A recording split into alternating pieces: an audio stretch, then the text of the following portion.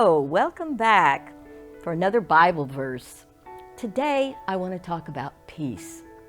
But before we do that, I just wanted to say a few things about last month, June 2021. It was quite a memorable month.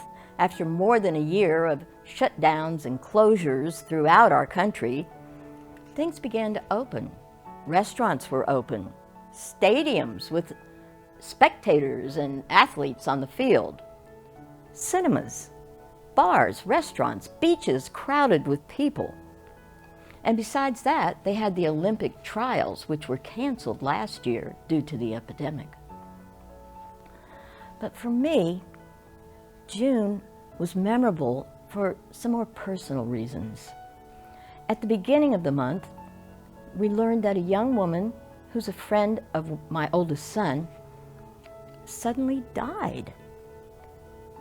A few days later, I heard that a dear friend of mine who I had lived and worked with on a foreign mission field had a debilitating sickness that had and has her fighting for life.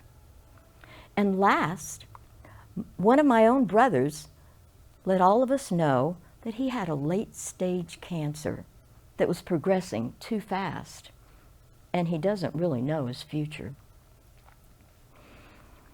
What do we do when things like this happen?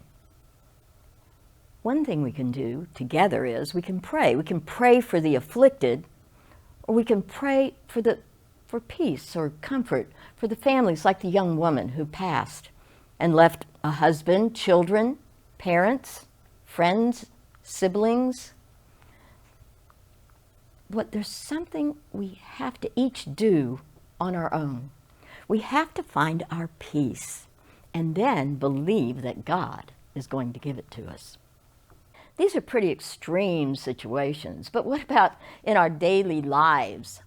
Everyday things that happen. You think you're doing all you can do for as many as you can, and then suddenly there's another knock on the door or another phone call from a friend who needs your help, and really you thought you were going to pull your hair out already. Or maybe it's one of your children and they have a sudden emergency. What do we do then? That's when we have to find our peace. I recently began searching the Scriptures for promises of peace and other blessings. You know, God blesses His people in the Old Testament and in the New. And He promises many blessings: love, joy, health and healing, prosperity, mercy, grace, and almost always He promises peace. Isaiah 9:6 says that Jesus is our Prince of Peace. And Paul, in 2 Thessalonians 3:16, prays for his followers. Now the Lord of peace Himself give you peace, always and by all means. Well, that doesn't sound like temporary peace. That says always. Jesus in John 14 says, "Peace I leave with you, my peace I give unto you. Not as the world gives, give I."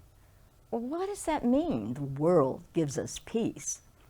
I guess the world gives us peace if they stop a war. Or maybe there's been disputes over wages or inequality, and they get an agreement. That might be peace, but that's just temporary peace. That's not forever peace. It's here today and it might be gone tomorrow. One of my favorite promises for peace, and the one I've chosen for my Bible verse today, is Isaiah 26:3. "Thou wilt keep him in perfect peace whose mind is stayed on thee, because he trusts in thee." Well, how do you keep your mind stayed on Jesus? There's a few things you can do. You can memorize the Word, live in that Word. Take some time every day just to spend time, you and Jesus, no one else, nothing else, just you. And then you can keep your mind stayed on Him.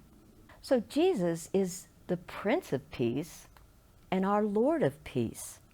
But what do you do when you're in a situation like that? Are you having trouble right now? Maybe you have a difficult situation, or maybe you've got one of these culprits that I'm going to tell you about. things that come in and they take our peace, but they're not really from God. That would be discouragement, condemnation or guilt, worry or fear. They come and they try to steal our peace. So you have to stand against them. So what do? Do you have a situation like that now when you need to find your peace? Cast all your cares on him, for he cares for you. And remember Isaiah 26:3, thou wilt keep him in perfect peace whose mind is stayed on thee, because he trusteth in thee. Thank you for coming. We were happy to see you. We hope to see you again soon.